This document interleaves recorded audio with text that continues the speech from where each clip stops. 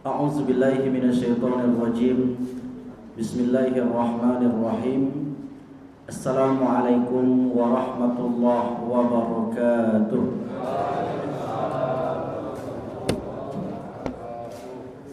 Alhamdulillahi rabbil alamin. Wal 'aqibatu lil muttaqin wa la 'udwana illa 'alal zalimin. Asyhadu an la ilaha illallah wahdahu la syarikalah wa asyhadu anna Muhammadan abduhu wa rasuluhu la nabiyya ba'dah. Allahumma salli wa sallim ala habibina al-Mustafa Muhammad sallallahu alaihi wasallam.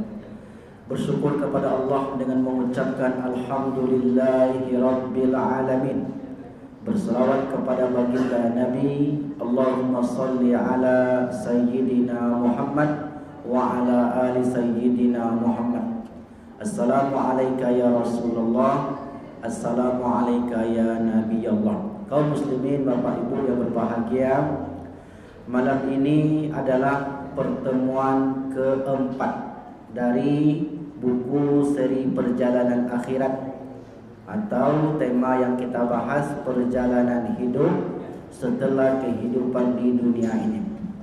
Kalau ada yang pertama yang ikut kajian di masjid ini, mungkin dia kaget, kok langsung keempat Ustaz?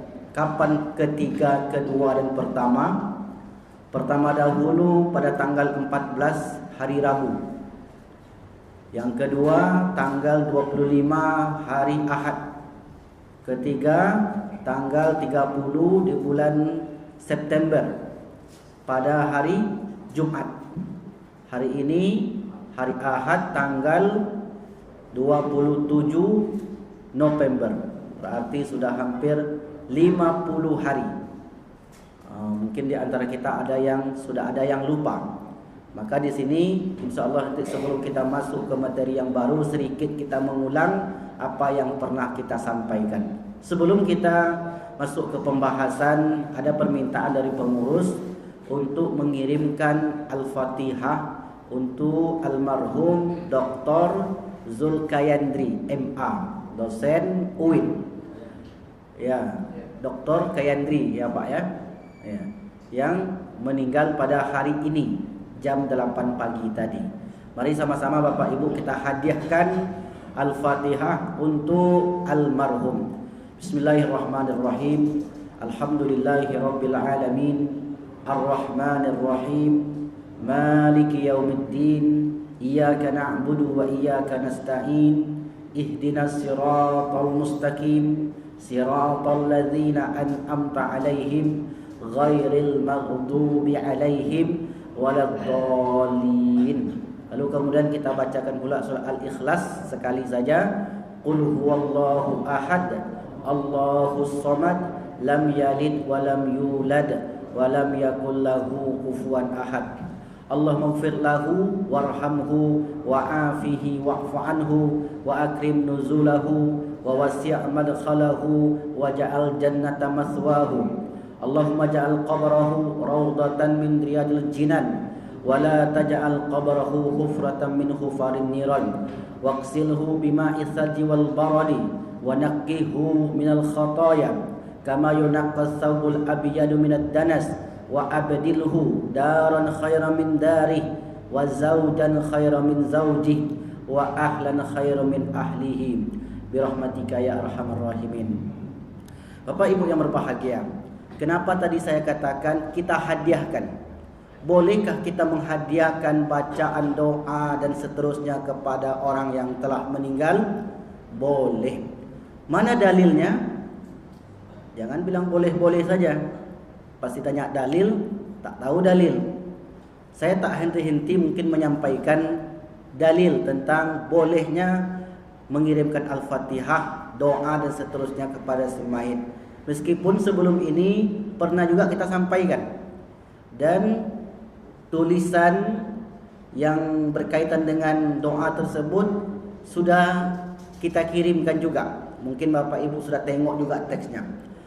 Riwayat Imam Al-Baihaqi, Rasulullah bersabda, Al-mayyitu fil qabri, mayit yang telah meninggal ketika berada di alam kubur, illa kal ghariqil mutaghawwithi, melainkan seperti orang yang tenggelam meminta tolong. Perumpamaannya seperti orang yang tenggelam sedang minta tolong. Kepada siapa mereka meminta tolong dan apa pertolongan itu? Yantaziru da'watan, menunggu doa. Dari siapa? Dari 4. Yantaziru da'watan min abin, dari ayah, berarti yang meninggal anak. Au umin, dari ibu, berarti yang meninggal anak. Au ibnin, atau anak, berarti yang meninggal ayah atau emaknya. Apakah hanya ayah dan emaknya saja? Kata para ulama, tidak. Datuk neneknya pun juga dapat. Jadi datuk neneknya yang berkontribusi, yang berjasa, ya pasti berjasa datuk neneknya kepada cucunya, juga dapat didoakan oleh sang cucu. Itu baru 3. Yang keempat, au sodikin, atau kawan. Kita berkawan dengan almarhum, mungkin pernah ngisi pengajian di sini, atau mungkin kita pernah bermuamalah, berinteraksi, berkawan sehari-hari. Maka doa kawan dalam hadis ini terdapat pada urutan yang keempat. Ada ulama yang mengatakan urutan itu sebenarnya tak ada bedanya. Jadi doa kawan sama seperti doa anak kepada orang tuanya. Ada yang mengatakan demikian. Kenapa? Karena kawan itu sangat penting dalam kehidupan kita. Karena dengan kawanlah, berkat kawanlah kita bisa melakukan kebaikan.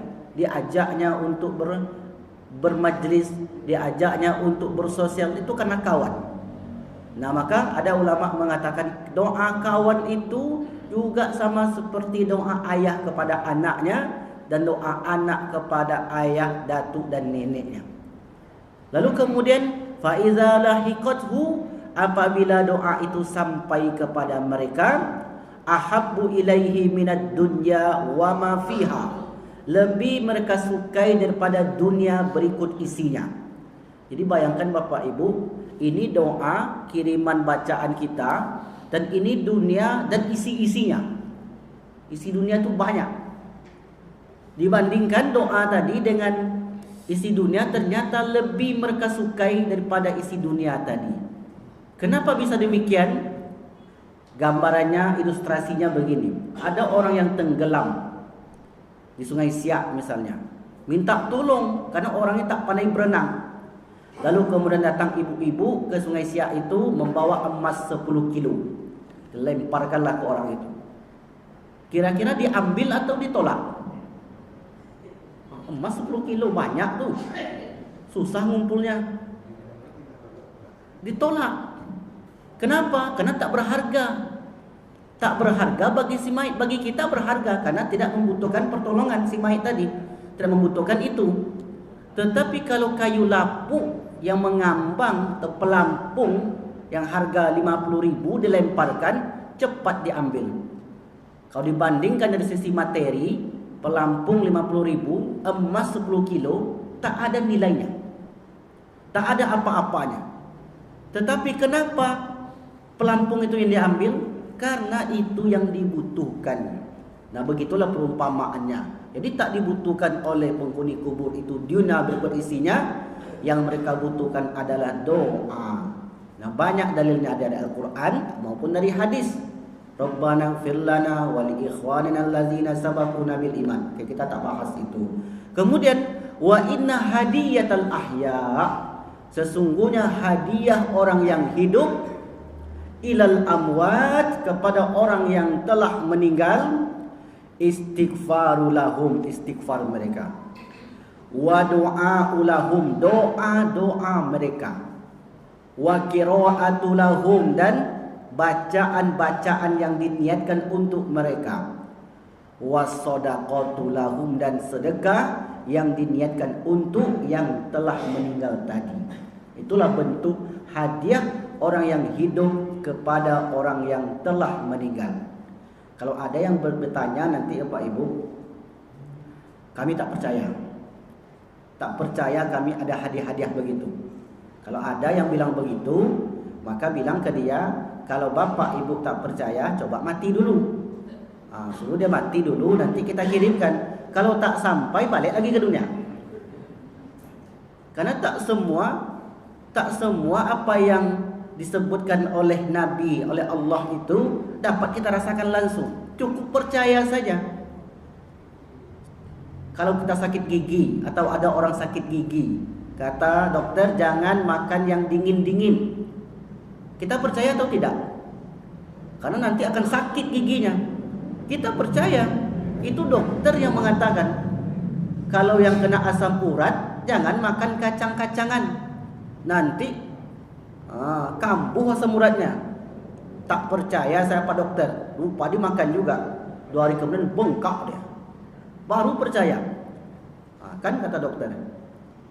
Jadi Bapak Ibu, tak mesti kita mengalami dahulu baru kita percaya.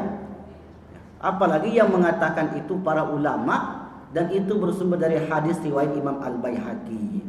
Nah, itulah mengapa kita mengirimkan doa, mengirimkan bacaan-bacaan kepada orang yang telah meninggal tadi. Bapak Ibu dimuliakan Allah Subhanahu wa taala. Sebelum ini telah kita jelaskan amalan sunnah setelah menguburkan mayit. Apa dia? Beristighfar, kemudian mentalkinkan si mayit, kemudian membacakan bertasbih, bertakbir, bertahmid, kemudian membacakan awal Al-Fatihah, kemudian awal Al-Baqarah, Al-Fatihah di bagian kepala, awal Al-Baqarah di bagian kaki, ditambah dengan surat ayat kursi, surah Al-Baqarah ayat kursi, dan 3 ayat terakhir. Dan meletakkan yang hidup-hidup, dedaunan dan seterusnya di atas kuburan. Orang kita diganti dengan bunga. Atau menancapkan tumbuh-tumbuhan di atas kuburan. Itu menanam.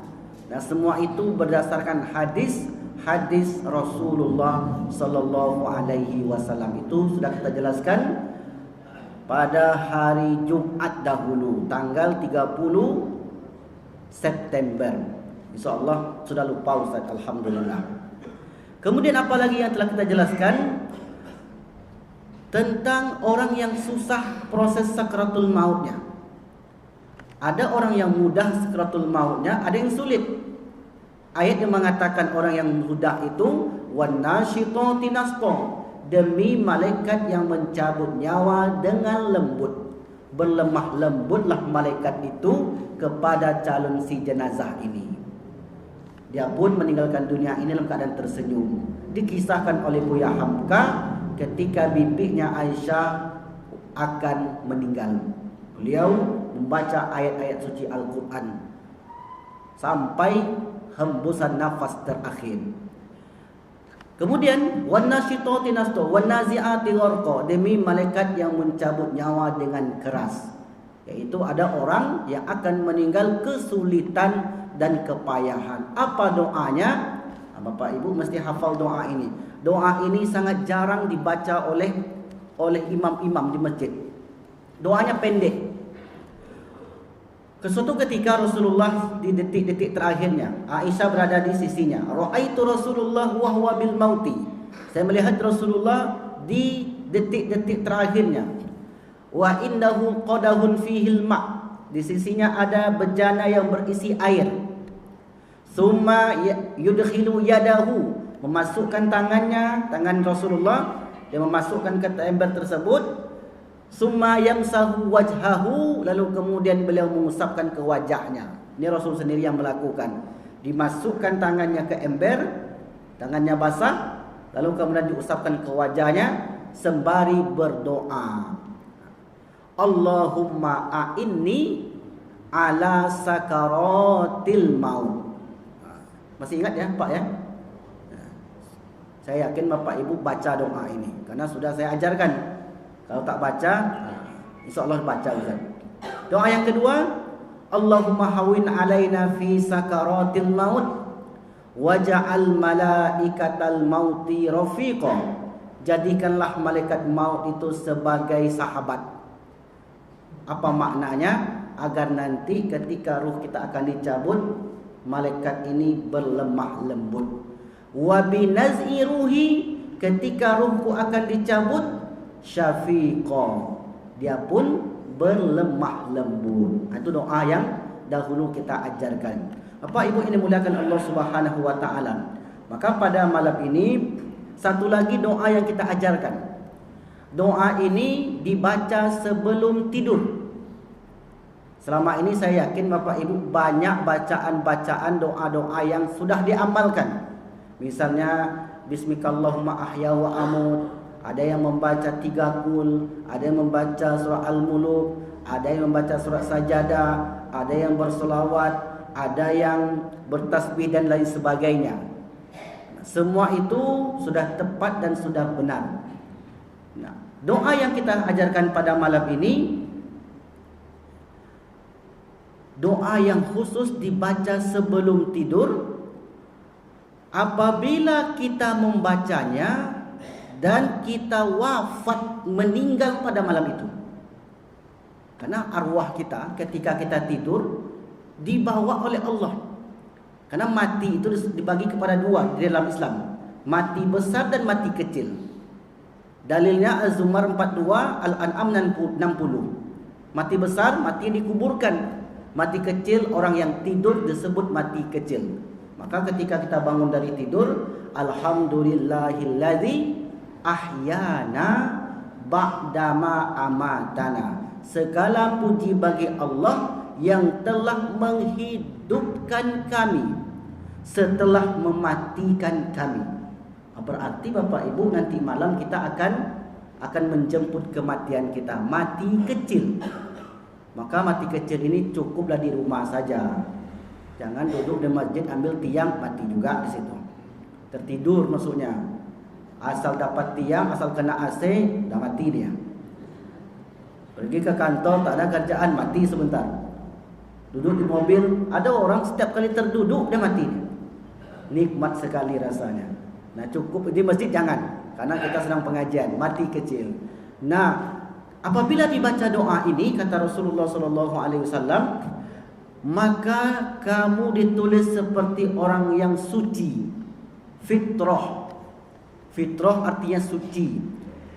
Fitrah kertas putih, belum ada coretan sama sekali, itu sebut fitrah.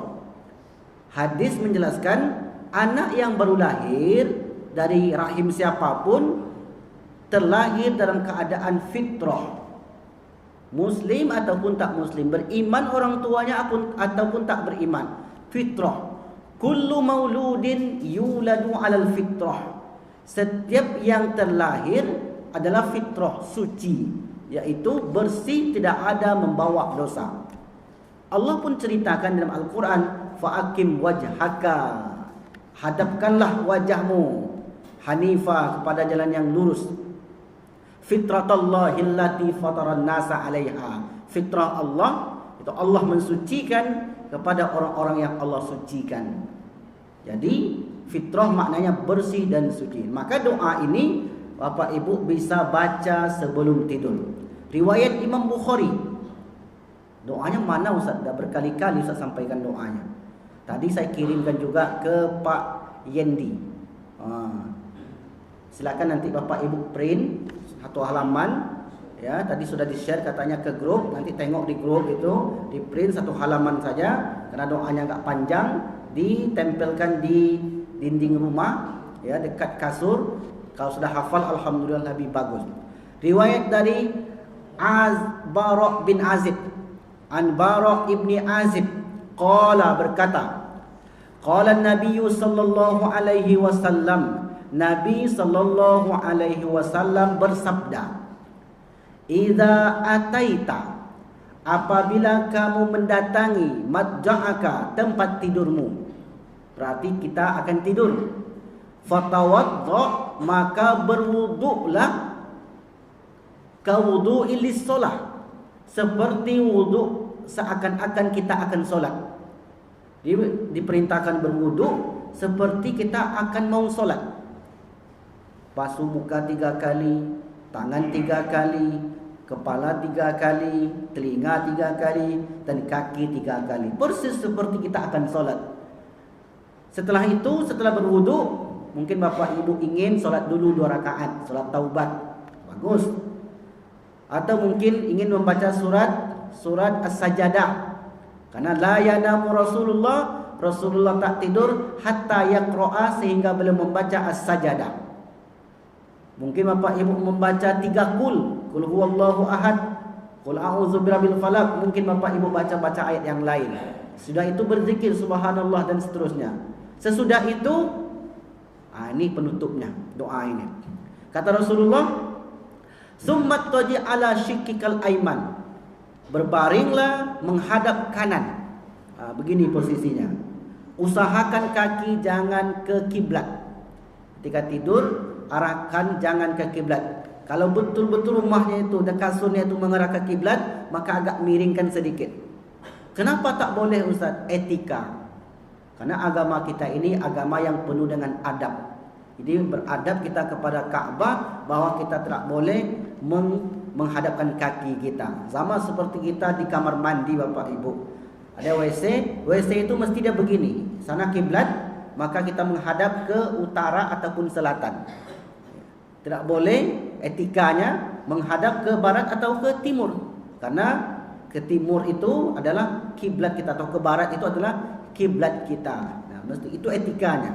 Maka ketika kita tidur, menghadap kanan, membaca doa, summa qul, dan ucapkanlah, kata Rasulullah, Allahumma aslamtu wajhi ilaika. Ya Allah, aku serahkan wajahku kepadamu. Disebut wajah karena wajah adalah perwakilan dari anggota tubuh yang lain. Kalau kita mengenal seseorang, kita bukan tengok telapak tangannya, bukan tengok kakinya, kita tengok wajahnya. Maka penyebutan wajah, saya serahkan seluruh diriku ini kepadamu ya Allah.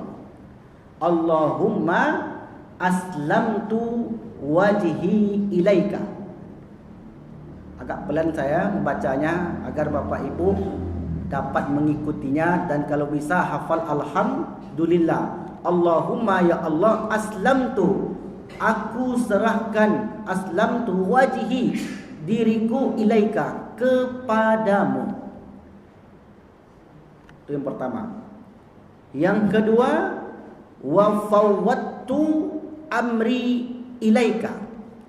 Fawwad pakai do, fawwadtu, aku serahkan seluruh urusanku kepadamu.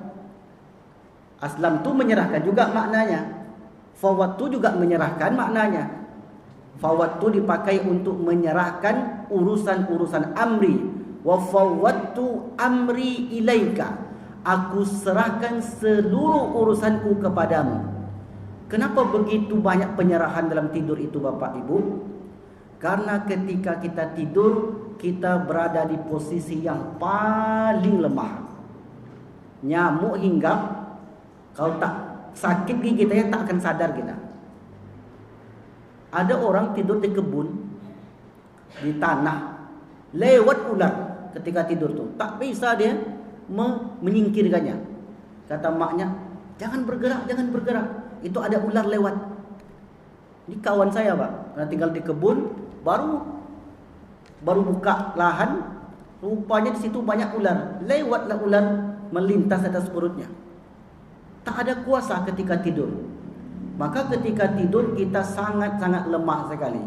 Para tukang sihir bekerja ketika kita tidur. Jadi sepertiga malam mereka itu bekerja. Kalau Bapak Ibu baca 3 qul huwallahu ahad sampai terakhir, qul a'udzu birabbil falaq, aku berlindung kepadamu ya Allah dari falak waktu subuh, min syarri ma khalaq, dari keburukan makhluk, wa min syarri ghasikin idza waqab, wa min syarri naffatsati fil 'uqad, dari hembusan buhul-buhul tukang sihir.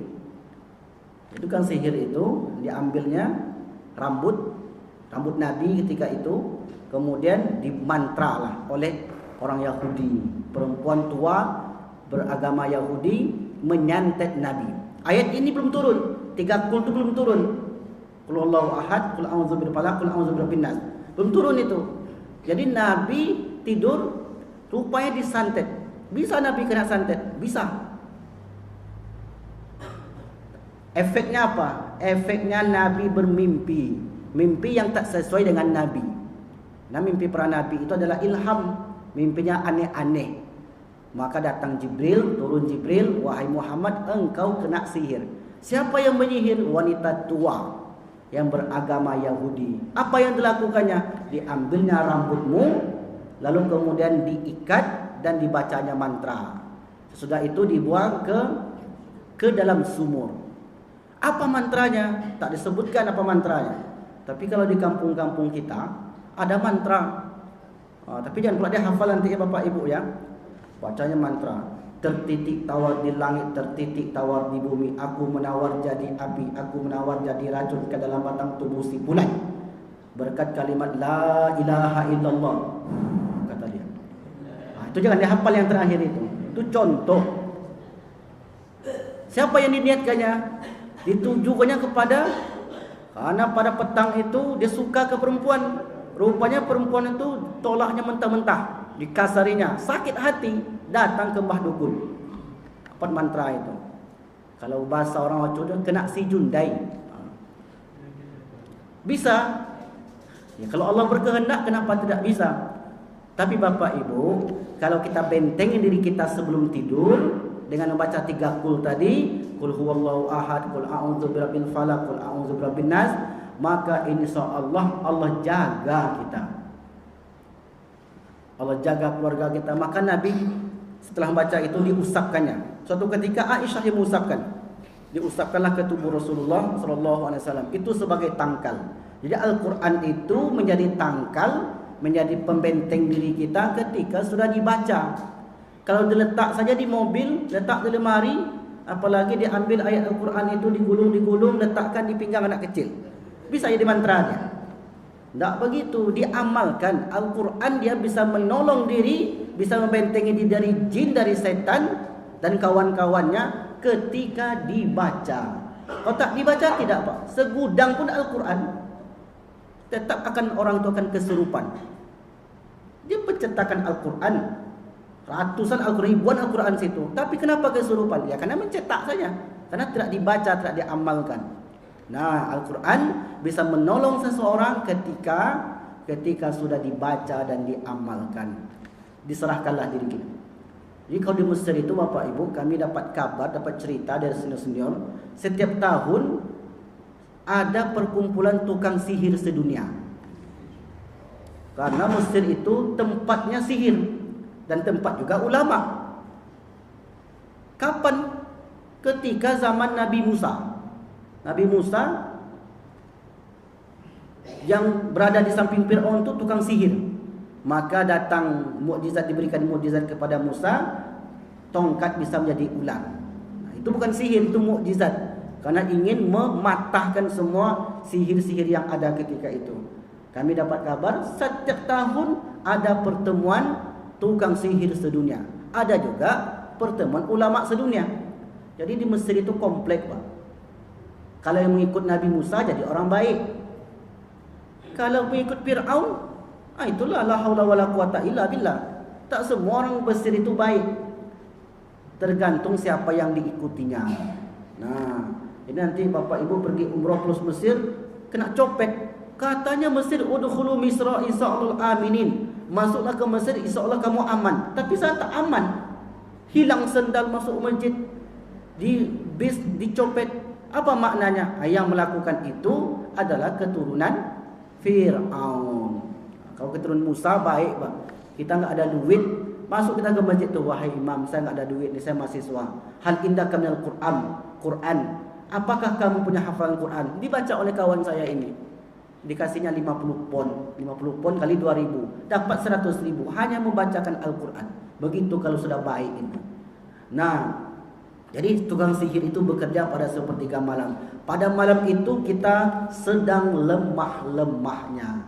Maka Bapak bacalah, wa fawwadtu amri ilaika. Aku serahkan segala urusanku kepadamu ya Allah. Hamba punya ruko ya Allah. Tapi tak mungkin hamba jaga 24 jam. Hamba punya kebun ya Allah. Tak mungkin hamba punya waktu 24 jam. Hamba punya anak dulu yang hamba jaga di waktu kecil. Sekarang sudah besar tak tahu tinggal di mana. Dan ada juga sekolah ke luar negeri. Tak mampu hamba jaga ya Allah. Aku serahkan urusanku kepadamu. Baru kita tenang tidur. Kalau tak begitu terpikir terus. Ini ruko yang di jalan Tamrin belum lagi. Ruko yang di jalan Yosdarso belum lagi. Ruko terpikir terus, tak tenang. Sebelum tidur Bapak Ibu baca, wa fawwadtu amri ilaika, ya Allah, aku serahkan segala urusanku kepadamu agar engkau jaga. Itu yang kedua. Yang ketiga, wa alja'tu zohri ilaika. Aku sandarkan punggungku kepadamu. Padahal punggung kita sandarkan ke kasur. Kenapa kita sebut kita sandarkan kepadamu, kepada Allah? Karena memang untuk menggantungkan nasib hanya kepada Allah. Qul huwallahu ahad, Allahus somad. Kepadamulah Allah tempat bergantung. Kita sandarkan punggung kita gantungkan. Ada tambahan doa Bapak Ibu ketika kita menyandarkan ini. Bismika wada'tu janbi. Dengan menyebut namamu ya Allah, aku letakkan punggungku ini. In amsaktaha, andai engkau tahan. Yang ditahan itu apa?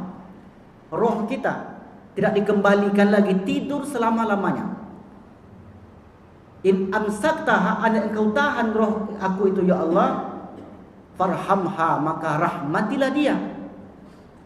Wa in arsaltaha, andai engkau kirim kembali, engkau pulangkan kembali roh saya itu, fahfazha, maka jagalah, kama tahfazu bihi ibadaka sholihin, sebagaimana engkau menjaga hamba-hambamu yang soleh. Itu tambahannya. Jadi ketika menyandarkan punggung, boleh dibaca sesudah membaca yang 5 ini, boleh sebelumnya. Wa alja'tu zahri ilaika, aku sandarkan punggungku ini kepadamu ya Allah, raghbatan wa rahbatan, dalam keadaan harap dan cemas. Apa maknanya harap? Kita berharap nanti kita malam tidur kita terbangun kembali, dapat menambah pundi-pundi amal ibadah kita. Mungkin sekarang ini baru 70%, ditingkatkan lagi sampai nanti kita meninggalkan dunia sempurna, mudah-mudahan 100%. Rohbatan, berharap kita. Dan takut, warohbatan, takut. Kenapa takut? Ya Allah, kalau hamba meninggal malam ini, hamba rasanya belum cukup lagi. Maka cukupkanlah ya Allah. Rasanya ketika aku nanti membawa laporan bertemu dengan engkau, apa yang aku laporkan? Kita melaporkan apa? Kita laporkan seluruh perjalanan hidup kita. Jadi membawa lapor masing-masing. Duduk sedikit majelis ilmu, tertulislah. Berzikir dia, kemudian berziarah. Ada juga mata-matai orang, ini kena juga nih. Dia jadi rupanya dia datang ke majelis itu untuk mencari kesalahan orang itu. Itu kami dulu merasakan Bapak Ibu, ketika kami di Gontor, 6 bulan digembleng di Gontor, kemudian setelah itu di roadshowkan di Pulau Jawa, sampai di UGM, sampai di UIN Sunan Kalijaga. Rupanya ada satu mahasiswa mencari kelemahan kita. Presentasi di UGM, tengok kelemahan dulu. Presentasi kita di UIN Sunan Kalijaga, hadir juga di situ dia. Presentasi kita di UII, Universitas Islam Indonesia. Rupanya presentasi yang keempat di Ahmad Dahlan, bertanya dia. Kawan saya menengok, ini orang hadir terus. Rupanya untuk mencari kelemahan, memata-matai. Tertulis juga. Kalau niatnya buruk, maka tertulis sebagai keburukan. Niatnya baik, tertulis sebagai kebaikan. Laporan. Maka kita berharap, ya Allah, andai engkau tahan, amsaktaha farhamha rahmatillah. Takut kita. La malja'a wala manja minka. Tidak ada tempat lari, tidak ada tempat keselamatan darimu illa ilaika, kecuali kepadamu ya Allah. Ini dahsyat maknanya doa ini Bapak Ibu. Itu baru 3 itu. Makanya disebut oleh Nabi nanti di akhir hadis ini. Ini yang sangat menghibur kita. Yang keempat, Allahumma amantu bi kitabikal ladzi anzalta. Ya Allah, aku beriman kepada kitab yang engkau turunkan. Oh, berarti Ustaz ada yang tidak mengimani selain Al-Quran? Ada. Karena Al-Quran ini bergandengan dengan sunnah Nabi. Orang hanya mempercayai Al-Quran, tak mempercayai sunnah Nabi. Karena Al-Quran tak dapat kita pahami dengan baik kalau tidak memahami sunnah Nabi. Ada di Al-Quran itu solat zuhur 4 rakaat? Tak ada. Ada puasa dijelaskan dari sebelum fajar sampai terbenam matahari. Waktunya tidak, hanya puasa saja. Ya ayyuhallazina amanu kutiba alaikumusiyam, diwajibkan atas kalian berpuasa. Maka orang yang tidak menerima Al-Quran, maka termasuk orang yang mengingkari rukun iman. Bapak Ibu yang berbahagia, kita ambil satu contoh kenapa penting kita beriman kepada Al-Quran dan mengamalkan satu ayat, satu surat.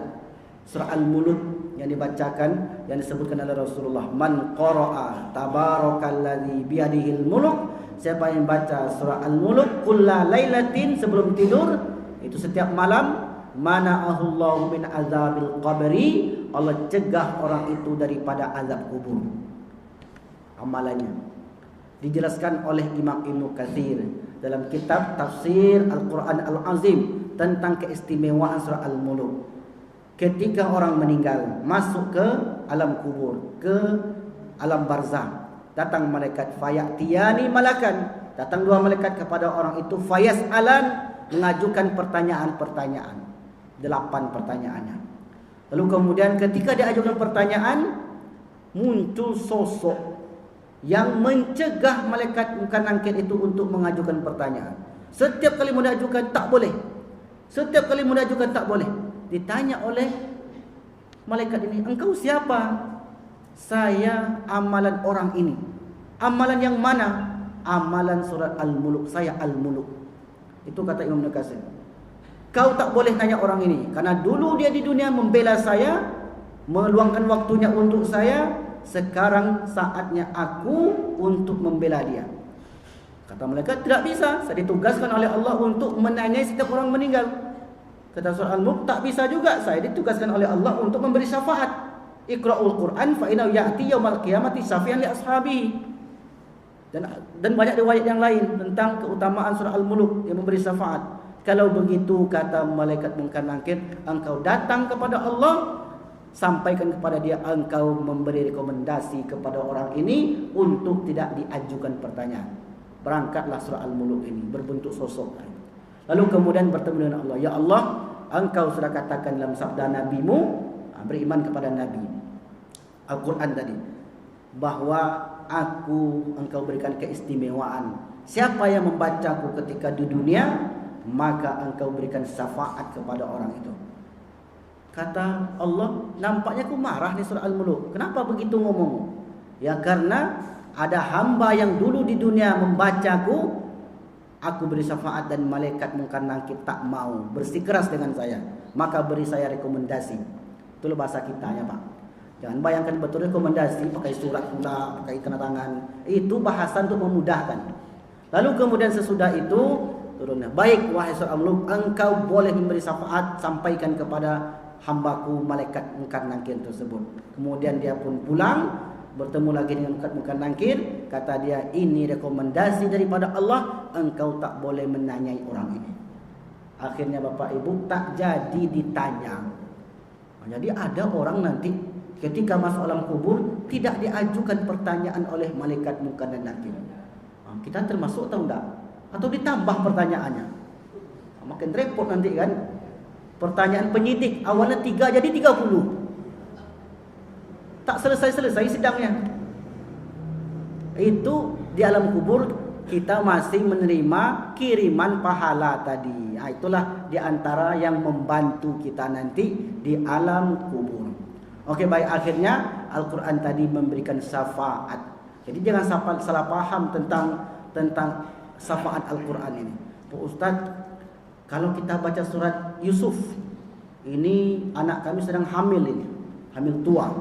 Katanya kalau baca surat Yusuf, anaknya nanti ganteng. Dibaca surat Yusuf. Benar atau salah itu Ustaz? Tak benar. Karena ganteng atau tidaknya anak yang lahir itu tergantung induknya. Kalau ayam itu cantik. Ini tergantung orang tuanya. Orang tuanya gagah, tinggi.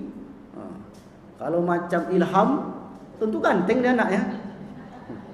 InsyaAllah. Amin. Jadi sesuailah.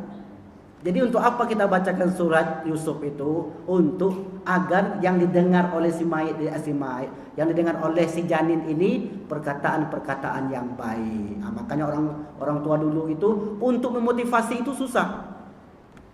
Jadi dia tak percaya, akan bisa yang lain juga didengarkan. Kenapa mesti dibuatlah cerita seperti itu supaya orang ini percaya. Jadi terkadang ada juga bagusnya cerita-cerita seperti itu untuk memotivasi. Tapi jangan sampai salah niat. Katanya ganteng anaknya Ustaz, tapi lahir kok tidak. Kecewa dia, karena memang tak bisa mengubah. Ini Al-Quran. Al-Quran jangan salah paham tentang keistimewaannya. Itu yang keempat.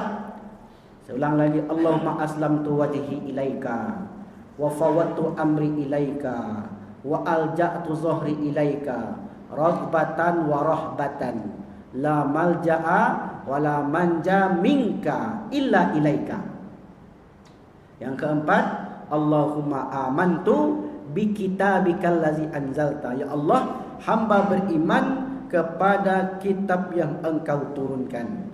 Sehingga kita tidak mengatakan ayat-ayat konstitusi itu lebih mulia daripada ayat-ayat suci. Ini sangat keliru sekali. Sama saja itu sebagai penghinaan kepada kitab suci Al-Quran. Maka tak ada yang lebih mulia daripada Al-Quran. Bahkan Bapak Ibu, Al-Quran inilah yang menjadi panduan hidup kita. Karena Al-Quran disebut oleh Allah sebagai cahaya. Apa makna cahaya? Menampakkan sesuatu yang tersembunyi. Matikan lampu malam ini, maka tak nampak kita melihat.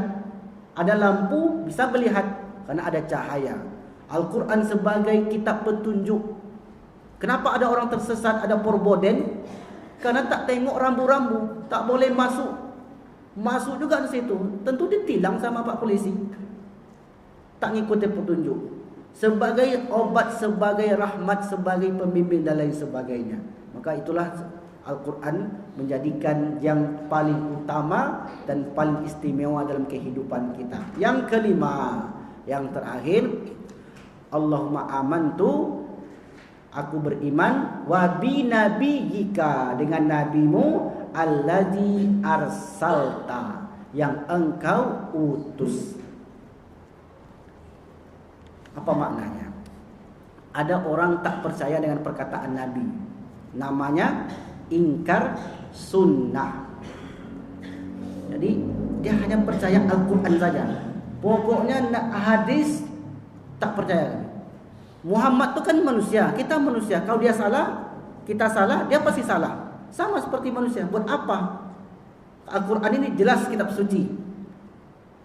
Ini orang ini 2011 saya bertemu Bapak Ibu. Saya pulang dari Mesir, pulang semester 4 ketika itu, jumpa saya di Rumbai. Umur Bapak itu sekitar 60 tahunan. Duduk kami di warung kopi, ngaji aja di warung kopi, bukan di masjid. Karena diajak kawan, "Wandi, antum pulangkan ya. Ini ada orang susah percaya nih. Katanya tak perlu percaya hadis Nabi, percaya Al-Quran saja. Ayo kita duduk situ." Kemudian banyak ramai. Ustaz kan? Kata orang begitu Pak, saya bilang. Lalu kemudian saya tak percaya hadis, karena hadis itu buatan Muhammad. Muhammad yang mengucapkan, kita manusia bisa salah, dia pun bisa salah.